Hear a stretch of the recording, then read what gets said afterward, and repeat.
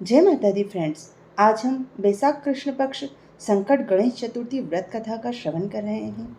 इस दिन हमें सुबह जल्दी उठकर स्नान इत्यादि से निवृत्त होने के बाद भगवान श्री गणेश के सामने दोनों हाथ जोड़कर प्रार्थना करना चाहिए। अपने दाहिने हाथ में पुष्प, अक्षत और जल लेकर हमें इस व्रत का संकल्प लेना चाहिए। इस दिन भगवान गणेश के वक्रतुंड स्वरूप की पूजा की जाती है, इसलिए हमें इस दिन संकल्प लेते समय भगवान गणेश के वक्रतुंड स्वरूप का स्मरण करना चाहिए।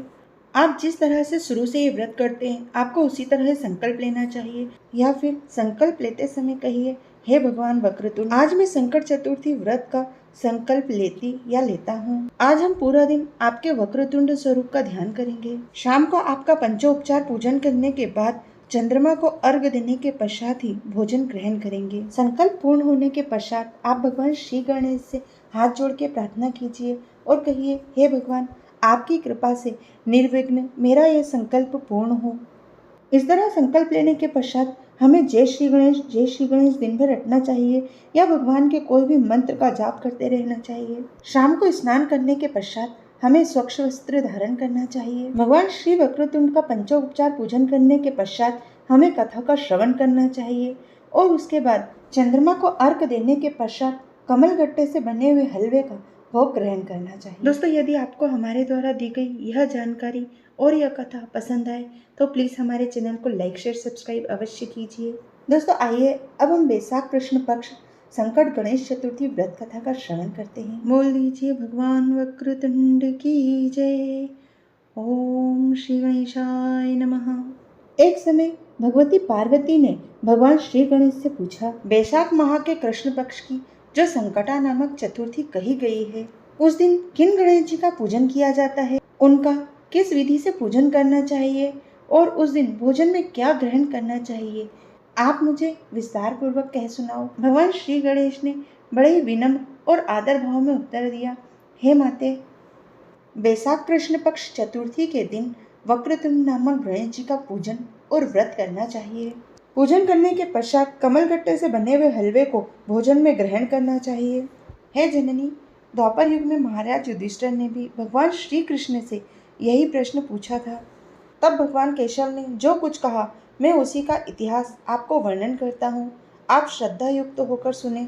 तब भगवान श्री कृष्ण बोले, हे महाराज युधिष्ठिर, इस कल्याणदात्री चतुर्थी का जिसने व्रत किया और उसे जो फल प्राप्त हुआ, मैं उसी को आपसे कहता हूँ, आप श्रद्धा पूर्वक सुनिए। प्राचीन काल में एक रंतिदेव नामक प्रतापी राजा हुए। जिस तरह आग तृण के समूह को जला डालती है, उसी प्रकार वे राजा शत्रुओं के विनाशक थे। उनकी मित्रता यम, कुबेर, इंद्र आदि देवताओं से थी। उन्हीं के राज में धर्मकेतु नामक एक श्रेष्ठ ब्राह्मण रहा करता था। उन ब्राह्मण की दो पत्नियां थी, एक सुशीला और दूसरी का नाम चंचला था। सुशीला नित्य ही कोई न कोई व्रत किया करती थी, जिसके फलस्वरूप उसका शरीर बहुत ही दुर्बल हो गया था। इसके विपरीत चंचला कभी कोई व्रत नहीं करती थी और वह भरपेट भोजन किया करती थी, जिसके कारण वह हष्ट पुष्ट थी। कुछ दिनों के पश्चात सुशीला के घर एक सुंदर और सुलक्षणों वाली कन्या का जन्म हुआ और चंचला को एक पुत्र रत्न की प्राप्ति हुई।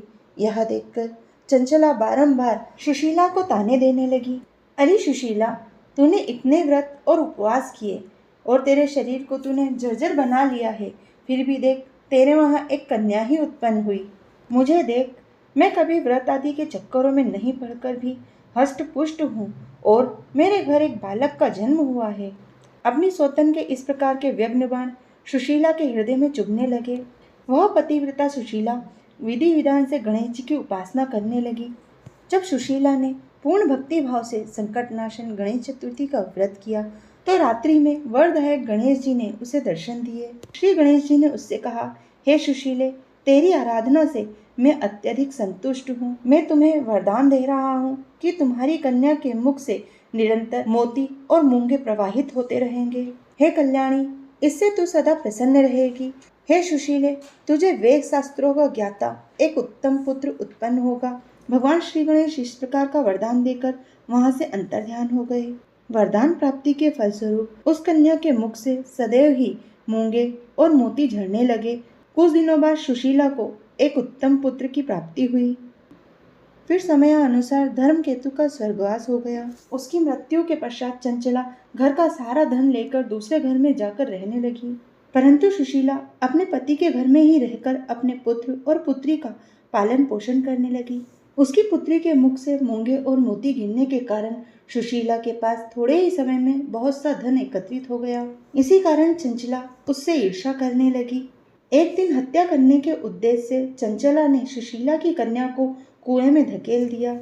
उस कुएं में भगवान श्री गणेश ने उस कन्या की रक्षा की और वह बालिका अपनी माता के पास सकुशल लौट आई। उसे जीवित देख चंचला का मन उद्विग्न हो उठा। वह सोचने लगी, जिसकी रक्षा ईश्वर करता है उसे कौन मार सकता है। इधर सुशीला अपनी पुत्री को पुनः प्राप्त कर बहुत प्रसन्न हुई।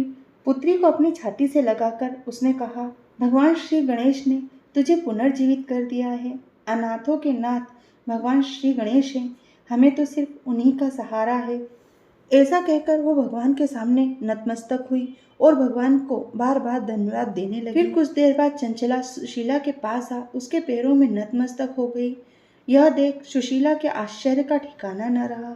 चंचला हाथ जोड़कर कहने लगी, बहन सुशीले, मैं बहुत पापिन और दुष्टा हूँ, मेरे अपराधों को क्षमा कर दीजिए। आप बहुत दयावान हैं।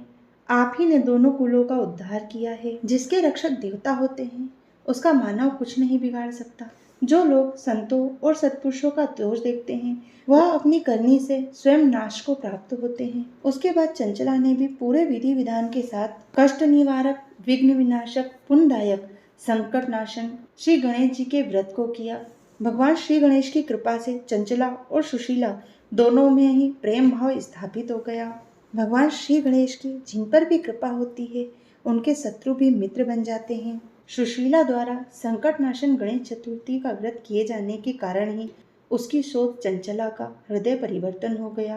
भगवान श्री कृष्ण कहते हैं, हे धर्मराज, आप भी भगवान श्री गणेश के इस व्रत को अवश्य कीजिए। इसके करने से आपके शत्रुओं का नाश होगा। हे धर्मपरायण युधिष्ठिर, आप अपने भाइयों, धर्मपत्नी और माता के सहित इस व्रत को अवश्य कीजिए। इससे थोड़े ही समय में आपको आपका राज्य अवश्य प्राप्त हो जाएगा तथा अष्ट सिद्धि और नवनिधि आपके सामने करबद्ध होकर खड़ी रहेंगी। भगवान श्री गणेश कहते हैं, हे देवी, पूर्व काल का पूरा वृतांत आपको सुना दिया है। इस लोक में इससे श्रेष्ठ विघ्न विनाशक कोई दूसरा व्रत नहीं है। बोलो श्री संकट नाशन वक्रतुंड भगवान की जय। भगवान श्री गणेश कथा सुनने वाले और सुनाने वाले सभी की समस्त मनोकामनाएं पूर्ण करें। दोस्तों, आशा करते हैं हमारे द्वारा सुनाई गई यह कथा आपको पसंद आएगी। प्लीज़ हमारे चैनल को लाइक, शेयर, सब्सक्राइब अवश्य कीजिए। जय माता दी।